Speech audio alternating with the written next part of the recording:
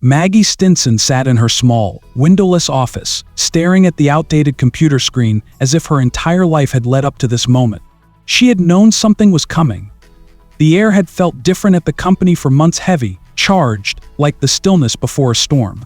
The once familiar buzz of phones, the laughter in the break room, even the steady thrum of work had taken on a more sinister tone. The email had come that morning, short, cold, unsigned, meeting at 9 a.m., sharp in the CEO's office. She had dreaded the walk down the long corridor, feeling the eyes of her colleagues following her like shadows. As the executive assistant of the paving company for over a decade, Maggie knew the rhythms of this place, the faces, the quirks, and more importantly, the secrets. But nothing had prepared her for what waited behind that polished wooden door. Tony Whitman, the CEO, had been sitting behind the desk that once belonged to his father. He was casually leaning back in the plush chair, eyes sharp, his lips curled in a smirk she had grown to despise. Next to him stood his daughter, Vanessa, a statuesque brunette barely out of college, dressed in a crisp white blouse that reeked of entitlement. Vanessa didn't speak, but her presence said everything. "Maggie," Tony began, his voice smooth, almost rehearsed, as of today, "I'm going to have to let you go." She blinked, the words not quite registering. "What?" "My daughter Vanessa is starting here today. We need to make room for fresh ideas, new energy. I'm sure you understand. You've been a valuable asset, but your time here is up. Today will be your last day." Maggie's breath caught in her throat. She opened her mouth, ready to plead her case, to remind him of her loyalty, her decade of service. But nothing came out. The coldness in Tony's eyes told her there would be no negotiation. There was no room for her here anymore, no matter how hard she'd worked, no matter how many nights she'd stayed late, making sure his father's company ran smoothly. She stumbled out of the office, Tony's voice still ringing in her ears. "You can leave immediately. We'll have security escort you out." The door shut behind her with a snap. Her whole world, the stability she had clung to for 10 years, collapsed in that moment. The company, once a family-run operation with a heart, had changed. The rot had started when Tony returned, after years of exile following his youthful recklessness. The charming rogue, the black sheep who had been disowned for his wild schemes, illegal dealings, and involvement in a multi-level marketing scandal, had wormed his way back into his father's good graces. Tony had promised change, begged for redemption. The chairman had relented, handing over the reins of the company when his health began to fail. But Tony had never changed, and everyone, especially Maggie, had watched in horror as he dragged the company down into the mud with him. Maggie wandered through the parking lot in a daze. The world outside hadn't changed, the sun still shone, and cars still hummed along the busy road. But inside, Maggie's life had shifted dramatically. She felt hollow, cast aside like an old relic. A bitter taste filled her mouth as she thought of Tony's smug face. The memory of his father, Edward Whitman, lingered in her mind, how he had built this company from the ground up, how he had once treated his employees like family. She couldn't shake the sense of betrayal. Maggie had stood by the Whitmans, had supported them through every twist and turn, even when Tony had returned like a prodigal son, dragging the weight of his tarnished reputation behind him. Edward's decision to bring Tony back had been met with resistance, particularly from Andrea, the site manager, and Edward's trusted ally. Andrea had fought hard for the company, working alongside Maggie to keep things running smoothly despite Tony's disruptive presence. She had been vocal about her concerns from the beginning, warning Edward that Tony wasn't ready to lead. But Edward's heart had softened, blinded by fatherly love and the illness that was slowly eating away at him. Maggie could still hear Andrea's voice from that day in the boardroom. "He's reckless, Edward. He'll destroy everything you've built." Edward had brushed her off. "Give him a chance, Andrea. He's my son." And so, they had given him a chance that had led to disaster. Tony's leadership had been chaotic from the start. He had misused company funds, treated employees with disdain, and made decisions that were more about self-indulgence than the good of the company. The once thriving atmosphere had turned toxic and people started leaving, unable to stomach Tony's arrogance and disrespect. Maggie's phone buzzed in her pocket, snapping her out of her thoughts. It was Andrea. Maggie hesitated for a moment before answering. "Are you all right?" Andrea's voice was low, filled with concern. I don't even know where to start," Maggie replied, her voice shaking. "Tony fired me. His daughter's taking my place." There was a long pause on the other end. "I knew this was coming," Andrea finally said. He's been trying to push anyone loyal to his father out. He needs to surround himself with people who won't question him. I confronted him about the expenses, Maggie said, the frustration rising in her voice. He's been using company money for personal things, Andrea. I couldn't just stand by anymore. I know. He's been doing the same thing to the crew. Threatening them, making them cut corners to save money. It's not just about the paving business anymore, it's about control. Maggie felt a surge of anger. We can't let him get away with this. We won't, Andrea replied, her voice steely. We need to talk. Meet me at the diner tonight. There's something I need to tell you. Maggie agreed, hanging up and feeling a flicker of hope. She wasn't alone in this fight. Andrea was still in her corner, and maybe, just maybe, they could do something to stop Tony before it was too late. The diner was nearly empty when Maggie arrived that evening. She spotted Andrea sitting in a booth at the back, her face serious, her fingers drumming impatiently on the table. Andrea was a strong woman, tough, unyielding, the backbone of the company in many ways. She had been with Edward from the early days, building the company from a small operation to the regional success it had become. Now, she looked like someone who had seen too much, carried too many burdens. Maggie slid into the seat across from her. What's going on? Andrea didn't waste time. Tony isn't the real president. Maggie blinked, taken aback. What do you mean? He's been using the title, sure, but legally he's not in charge. Edward never finalized the paperwork to make Tony the president. Officially, Edward's still the representative director. Tony has been acting like he's in control, but he has no legal authority. Maggie stared at her, processing the information. So what does that mean for the company? Andrea leaned in closer. It means we still have a chance to stop him. Edward's been too ill to deal with the day-to-day, but he didn't give Tony full control. If we act now, we can expose what Tony's been doing before he causes even more damage. Maggie felt a rush of adrenaline. But how do we prove it? How do we take him down? Andrea smiled grimly. We've already started. I've been gathering evidence, misappropriation of funds, falsified reports, even some of the threats he's made to the workers. But we need to move fast. If Edward's condition worsens, Tony will push to finalize the transition and get full control.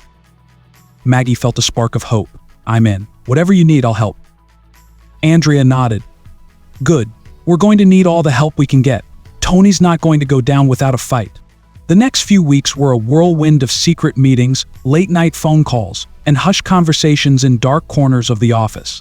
Maggie and Andrea worked tirelessly, collecting documents, gathering testimony from employees who had witnessed Tony's misdeeds. Each piece of evidence they found only deepened the mystery of how far Tony's corruption had spread.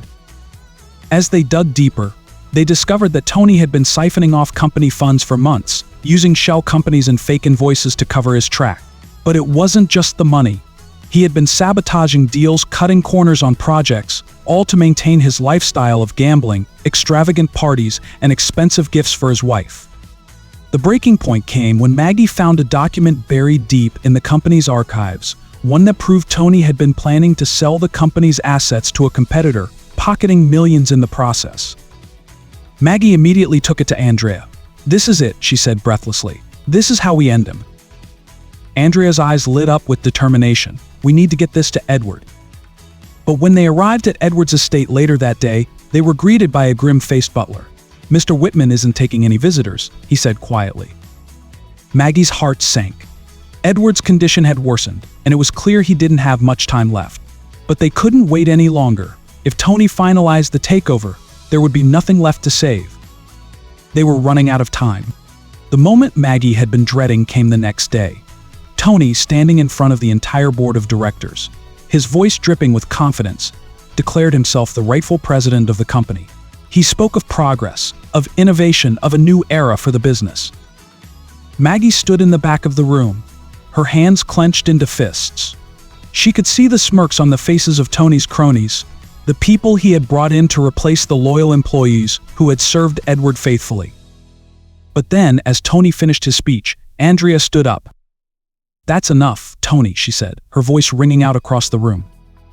Tony's face darkened. What are you doing, Andrea? Andrea held up the document Maggie had found. I think you've forgotten one important thing. You're not the president. Legally, you've never been. The room fell silent, all eyes turning toward Andrea. Tony's smug expression faltered, a flicker of uncertainty crossing his face. "What the hell are you talking about?" he spat, his voice losing its earlier bravado. Andrea held her ground. "I'm talking about the fact that you've been operating under a lie. Edward never finalized the paperwork to transfer the presidency to you. Officially, you're still just a figurehead. Any decisions you've made, any orders you've given, they're all illegitimate." Gas rippled through the room. The board members exchanged uneasy glances, the confidence in Tony's leadership visibly crumbling. Maggie watched as Tony's face flushed with anger, the mask of control slipping. "You're bluffing," Tony hissed, stepping toward Andrea, his fists clenched. "You don't have proof of anything." Andrea raised an eyebrow, unshaken.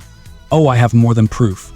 She turned toward the projection screen at the front of the room and motioned to Maggie, who stood by the controls. Maggie hesitated only for a second before pressing a button, and the screen lit up with scanned documents, Tony's fraudulent dealings, the shell companies, the falsified financial reports. Everything they had gathered over the last few weeks was laid bare for everyone to see. The room erupted into chaos. Board members shouted questions, voices overlapping as they struggled to make sense of what was happening. Tony's face had gone white, and for the first time he seemed truly afraid. "You think this is going to stop me?" he barked, his voice rising with desperation. "You think anyone in this room cares about those documents? I'm the future of this company. Enough." A voice boomed from the back of the room. The room fell silent again as all eyes turned to the doorway. Edward Whitman, frail and hunched over, stood leaning on a cane. His presence alone seemed to command respect, and Maggie felt a wave of emotion seeing him there. Despite his illness, despite everything, Edward had come to face the mess his son had made. Tony looked stunned, frozen in place. "Dad, you shouldn't be here." Edward slowly made his way toward the front of the room, each step labored but deliberate. When he reached the center, he stopped and looked directly at his son. "You've done enough damage, Tony," Edward said quietly, his voice heavy with disappointment. "I gave you a chance to prove yourself, to show that you had changed. But all you've done is destroy everything I built. You lied to me, to this company, and to yourself." Tony's face twisted in anger. "I did what had to be done. You were too weak to take this company into the future. I'm the only one who can." "No," Edward interrupted, his voice sharp. "You're not, and you never were." The weight of his words hung in the air, final and unforgiving. Maggie saw the anger drain from Tony's face, replaced by something else, panic. He looked around the room, but there was no one left to defend him. The board members, who had once supported him out of fear or self-interest, now sat in stunned silence, their loyalty evaporating. Edward turned to Andrea and Maggie. "I'm sorry it took me so long to see what was happening," he said, his voice soft but sincere. "I should have listened to you both. I should have stopped this before it went so far." Andrea nodded, her eyes softening. "It's not too late, Edward. We can still make things right." Maggie felt a surge of relief. Edward's presence alone was enough to turn the tide. The room seemed to shift, the power Tony had wielded evaporating in the face of his father's quiet authority. But Tony wasn't finished. "You think you can just walk in here and take everything from me?" Tony growled, his voice shaking with rage. "You think this is over? I'm not going down like this." He lunged for the documents on the table, his desperation boiling over. But before he could reach them, 2 security guards moved in, grabbing him by the arms and pulling him back. Tony struggled, his face contorted with fury, but it was useless. The guards held him firm as he thrashed against them. "You'll regret this," Tony screamed, his voice echoing through the room. "I'll make you all pay for this. Every single one of you." But no one paid him any attention. The guards dragged him from the room, his shouts growing fainter as the door slammed shut behind him. The room remained silent for a moment longer before Edward turned back to the board. "Effective immediately, Tony is no longer associated with this company," he said, his voice calm but resolute. "I will take responsibility for everything that has happened, and I will ensure that the people who truly care about this business are the ones who lead it into the future." Maggie and Andrea exchanged a look, a shared sense of victory and relief washing over them. They had done it. They had stopped Tony before he could ruin everything. But as Maggie stood there, watching Edward take control once again, she couldn't shake the feeling that this wasn't truly the end. Though Tony was gone, the damage he had done could not be undone so easily.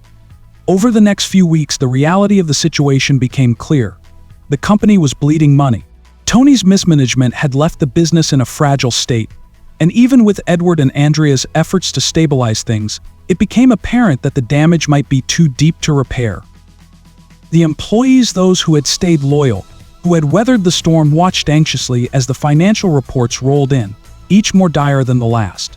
Vendors began pulling out, longtime clients hesitated to renew contracts, and the company's reputation, once sterling, had been tarnished beyond recognition. Edward, weakened by his illness, could only do so much. He called for an emergency meeting with the board, and it was there that the final blow was delivered. "We don't have a choice," Edward said, his voice thick with regret. "The company is too far gone. I'm afraid we have to close our doors." The announcement hit like a tidal wave. Maggie sat in the back of the room, her heart sinking. She had hoped, despite everything, that they could salvage what was left. But the truth was undeniable. Tony's greed had not only destroyed his own future, but the future of hundreds of employees who had built their lives around the company.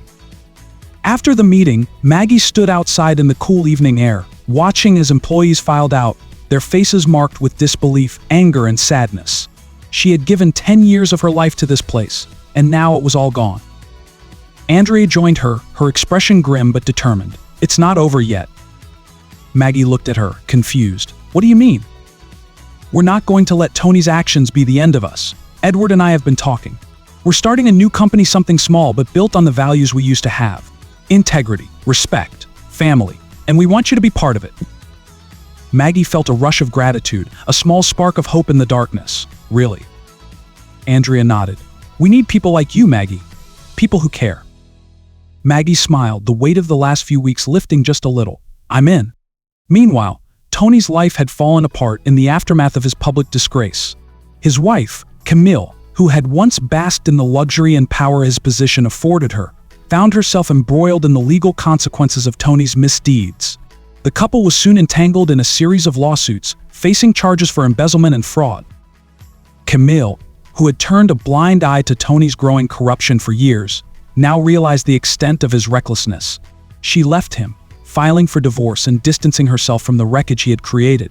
Tony, once a man who believed he could manipulate anyone and anything, now found himself alone, shunned by his former friends and associates. He had lost everything: his family, his wealth, and his reputation. The legal system would soon take whatever remained. Months passed, and the dust settled. The old company was gone, but in its place, Andrea, Maggie, and a handful of former employees built something new. The new company, though small, thrived on the values that had been lost in Tony's era of greed. It was more than a business, it was a family again. Maggie stood in the office one evening, looking out at the small but bustling workspace. She smiled, feeling a sense of peace and purpose she hadn't felt in years. The ghosts of the past had been laid to rest, and in their place was something stronger, something true. She had fought for what was right, and in the end, that fight had been worth it. The shadows of betrayal had been cast aside, and what remained was hope.